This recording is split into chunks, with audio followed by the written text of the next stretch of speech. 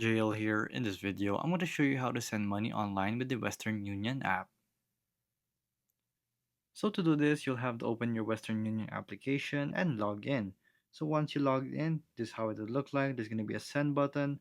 So press the send button. From there, you will have to send the money to a country. So search it. So let's just pretend India.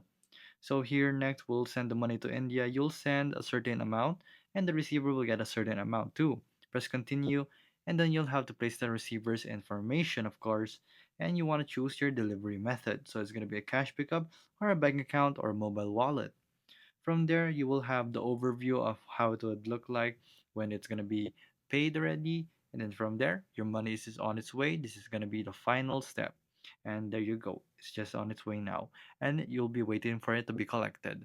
So that's how you send money online with the Western Union application. So if this video is useful, please hit the like button and don't forget to subscribe.